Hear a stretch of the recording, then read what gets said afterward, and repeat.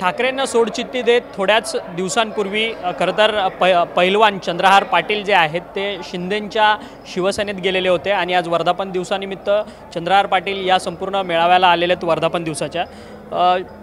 ठाकरेंचा मेळावा तुम्ही गेल्या काही वर्षांपासून अनुभवत होता आणि आता गेल्या काही दिवसांपूर्वीच शिंदेंसोबत आलात आणि शिंदेंच्या वर्धापन दिवसाला हजेरी लावताय।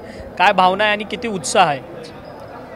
अतिशय उत्साहानं सांगली जिल्ह्यातून अनेक शिवसैनिक आज वर्धापन दिनाच्या निमित्त इथे आलेलो आहोत। आम्ही सर्वजण तोच उत्साह आहे, म्हणजे शिवसेनेचा वर्धापन दिन आहे आज, त्यामुळे उत्साह अतिशय उत्स्फूर्तपणे आज खरोखर आमचे शिवसैनिक इथं हजर झालेले आहेत आणि मनामध्ये जी भावना आहे शिवसेनेविषयी ती कायम आहे आमच्या।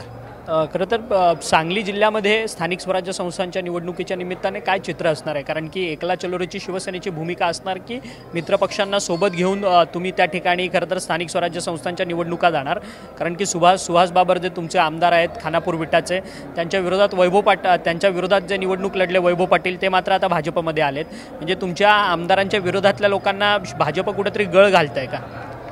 असं काय होईल असं वाटत नाही, कारण युती म्हणून जर स्थानिक स्वराज्य संस्थांच्या निवडणुकी जर एकत्र लढायच्या ठरल्या तर खरोखर या सर्व गोष्टींवर तोडगा निघेल आणि एकत्र मिळून महायुती म्हणून सर्वजण निवडणुकीला सामोरे जाऊ।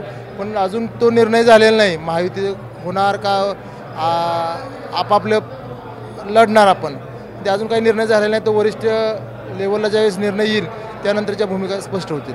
संजय राऊत मात्र तुमच्या शिंदेंवरती मात्र सातत्याने टीका करतायत की एकनाथ शिंदे यांचा पक्ष जो आहे तो त्याचे जनक मात्र अमित शहा आहेत आणि त्यांनी त्यांचा वर्धापन दिवस जो आहे तो अहमदाबादमध्ये साजरा करावा, असं देखील संजय राऊत हे टीका करताना बोलतात।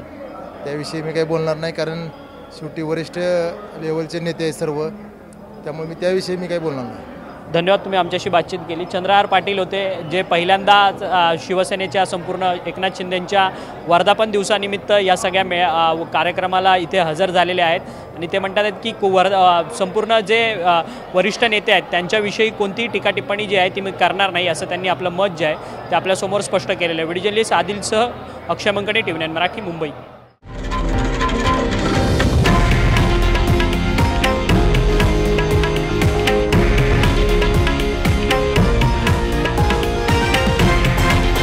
हे आहे देशातील नंबर 1 न्यूज नेटवर्क आणि आपण पाहत आहात TV9 मराठी, एकमेव।